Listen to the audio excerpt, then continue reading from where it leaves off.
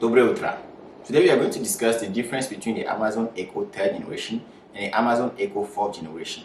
The purpose of this video is to make you understand the upgrades that Amazon did and if it's worth it for you to change your Echo device.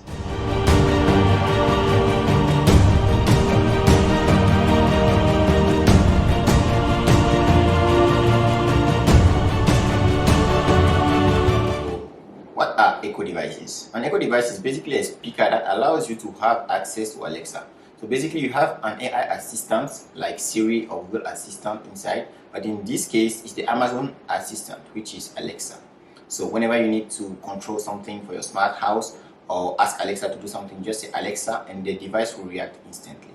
So let's talk about the Echo devices. So there's two main kind of Echo devices. The first one has screens and the other one don't. So let's talk about the one with screen. There are mainly two kinds. The Echo Show, which we have three categories of: the Echo Show 5, the Echo Show 8, the Echo Show 10, and those numbers represent the size of the screen. So the Echo Show 5 is like 5 inches, the Echo Show 10 is like 10 inches. So it's up to you to understand and know what you like for your house. And there's the Echo Spot, but that one was discontinued, so I'm just not gonna talk about it. Now let's talk about the other categories, the speakers. Those ones don't have screens. So there are a lot of them. I'm just going to start with the main one, the most expensive one, which is the Echo Studio. That one, as you heard, is studio, so it means they really invested in the sound system. Then we have the normal Echo devices, which is the main purpose of this video. So we are going to talk about the 3rd generation and the 4th generation of the Echo device. Then we have the Echo Dots. The Echo Dots as well, we have 3rd generation and 4th generation. It's just like a normal Echo, but it's a smaller version of it. Then you have the Echo Auto. I made a video about that, so you can just check it out. I will put the link in the comment section. We also have the Echo Buds, which are basically earbuds from Amazon that allow you to connect to Alexa. And we also have the Echo Flex, which are basically really smaller speakers that you have to put, I think, in places where you don't really need a big speaker. So you just put it there in a hall or in a hallway, or in the kitchen where you don't really need a full Echo device. Now, let's go inside what we're going to talk about in this video, the main purpose of this video. So here are the devices we are interested in today. So this is the Echo 3rd generation, and I've been using it for years. And this is the white one, but this time I decided to go on a different color, so I just bought the blue one. So I'm just going to open it. I already opened it and I've been using it for months. So I just put it back in the box to show you guys what it looks like when you open it. So this is it. It looks like a ball. It's just a sphere. I'm just going to put it there. I have the manuals, of course, and the charger. So yeah, this is what we have in the Echo box, and we are going to set it up and we are going to discuss what's the difference between this device and this device. So I've been using both of them for a while now, and I really think I can add my input. But I also used what Amazon has published on their website and my own knowledge to find out 5 main differences. The first thing you have to talk about is the design. The 4th generation is shaped like a sphere, and the 3rd generation is shaped like a cylinder. And this is a really controversial topic about this device. Some people just love it. For them it's amazing, and some people just hate everything it represents. So you guessed it, I'm not a fan. I don't really like this kind of shapes in my house or in my room. Why? Because you can't pack them well. They still waste a lot of space around them, and you can't arrange them with other devices. I know I'm kind of hard, but I know that if you put it on a table somewhere, it's still really nice. You just can't add other devices around it, which makes it look weird and add a weird taste to your house. But if you can find a nice place, like on a table or something, it's really beautiful, it's really nice. You should try it. The second thing about the design is the placement of the buttons. So they place the buttons on the top or even a little inclined like behind. So when you look at it like this, you can see the buttons, which makes it hard to use. I think the buttons should have been somewhere here, rather somewhere more in front, so that you can easily access them. But I think the purpose behind what they've done is they didn't want people to be able to see the buttons, so you can really experience the spheric shape of the device. The third thing noticeable about the design is that on this one, the light is at the top, but on this one, The light is at the bottom, which makes it very difficult to notice when you are looking at the echo dot from above, because it's a sphere, which means this place is bigger than the downside. And as you are looking at it from above, you can't really see the light. But the main idea that Amazon had about putting that light at the bottom is that the light is supposed to reflect on the surface, so you can still notice it even when you are looking at it from above. But I don't really like that at all. One thing I've noticed with these devices is that whenever they are close and they are set up with the same account, you can put as many echo devices as you want in the same room. Why? Because as one reacts, the other one will shut down. Alexa, turn on the light. Okay. So as you see, only this one responded. Why? Because my voice was closer to this one. So it's the one that is closest to your voice that responds. The second upgrade is the processor. So basically, this echo device is supposed to be able to respond to your commands faster than this one. So this means that when you ask Alexa to do something, she's just going to do it faster and respond faster to what you want to do on this one. Now, let's talk about the sound. The sound is one of the most important improvements of this device. So basically, they improve the sound by making it face the person listening. So this one has a 3-inch woofer facing you and 2 tweeters. This one has the same 3-inch, but it's facing the top, which means it's sending the sound in a 360 loop, and 1 tweeter. So we are going to try them. I'm going to put the camera in equidistance of both of them, and we are just going to make them play a sound and listen to what's the difference that we can hear directly from these two devices. So let's test the sound. I'm just going to mute this one, and I'm going to ask this one to play a soundtrack. Alexa, play Jerusalem. Jerusalem, featuring Nam Sebo Zakode by Master KG from Spotify.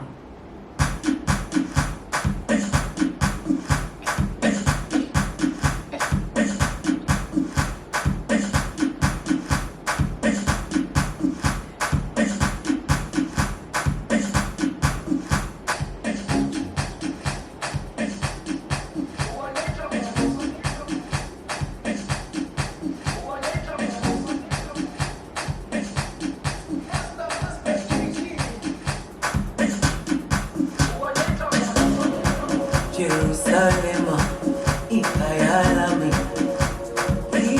ilondoloze, uhambe nami, zungangishilana.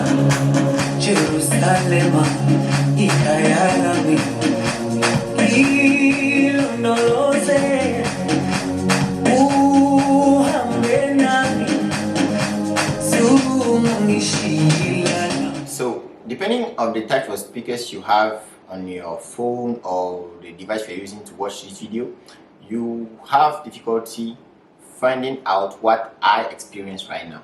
So let me talk about it. So this device was able to give the sound with more bass. However, I felt like it was only sending the sound in one direction, which is, I think, the main idea behind this design. And this one, as it's supposed to be, was able to send the sound around, and I felt like it was really the same everywhere in the room. However, this one was still ahead with the bass. The bass was out of the world. For real, there was no comparison between this one's bass and this one. But this one is still a good speaker. You will still be able to hear your sound well, but the bass, I think this one won on that. As you've noticed, both of the devices were able to hear me even when they were playing at a full volume. They were still able to hear me, and that's really, really, really good from Amazon. The next thing we're going to talk about is the hub. There's a new built-in Zigbee hub in this device. You go pick that up. All right, thanks, Kevin. So Zigbee is a simple technology. Zigbee allows you to build your smart home without really having a Wi-Fi that is strong enough. The issue that people have and they don't even know is that their typical wireless access point in their home, the device that all their phones and laptops, everything, the smart home equipment connect to when you're using Wi-Fi technology, usually can support just up to 32 endpoints or up to 32 devices. And that's actually a limitation. To bypass that or to resolve that, you're supposed to get a mesh device. A A mesh device most of the time supports up to 100 devices in your home. So you place them around 5,500 square meters, and then they create one seamless Wi-Fi, one seamless SSID in your home, where you have roaming, you have the same experience no matter where you are in the house, and you can get up to 100 devices. Now, before we could use that, before we could think about using the mesh, we had Zigbee. And Zigbee was a protocol that was actually powering the smart home.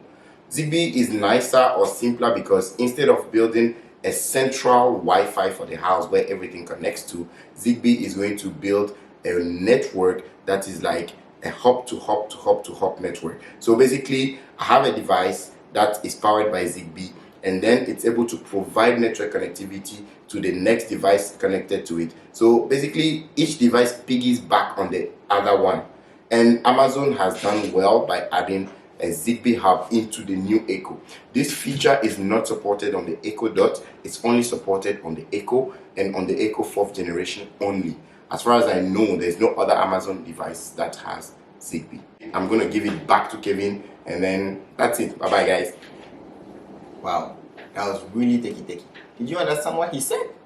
Anyway, let's go to the next part of the video. So the last thing that you will notice about this device is that it has a low power mode, which means when Alexa is not activated, this device is going to consume less as compared to this one. And that's the last point of our video. To summarize, you have 5 differences: the sound, the design, the energy it consumes, the hub, and the processor. Those 5 things are the main criteria that will allow you to make a choice. But for me, I really think this device is really good, but this one is really low on the budget. When I bought these 2 devices, they were both at $79.99. But I think this one, right now, you can just get it at $49, as low as $49.99. And this one, it fluctuates between $79 and $99. So it depends on you and your budget, the budget you have to make a smart house. But also, something that I realized that you can just grab an Echo Dot and then use a sound system. I'm sure you have a sound system in your house, and use your own sound system to play music around. But if you don't have a sound system and you think this will satisfy you, it's a great device. Both of them are good. You just have to pick the right one for you. So something else you might want to know is that there's an auxiliary cable at the back of both the devices. I don't think you can see it right here, but there are. So you can use it to connect the Amazon Echo device to your sound system. It's as easy as that. You can still use Bluetooth, but you also have the chat port to do that. And something else you need to remember is that the Black Friday is just at the corner. So you can just wait for a while to be able to get them at the best prices that Amazon is going to provide. And I think this one is currently unavailable, so wait for Black Friday.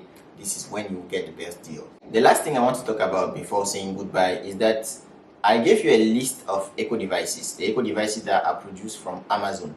But Amazon is not the only one providing devices with Alexa. They have many partners, including Bose. So you'll be able to use Alexa with all of those devices. So don't be limited by the Echo devices. Find the best one for yourself and use that to start your smart home or to make your smart home home. We are at the end of this video. Alexa has something to say. Alexa, go ahead. Please subscribe to this channel and like this video. My name is Alexa from MrPurpleTech. See you in your smart home. Alright, that's it for me, guys. Thank you for watching. If you enjoyed this video, don't forget to give me a thumbs up always. If you have any question about these devices, or if you think different than me, or if you are planning to buy any of these devices, please let me know in the comment section. Don't forget to subscribe, hit the notification bell. This was Kevin from MrPurpleTech, and I'll see you in the next one. Trust divine.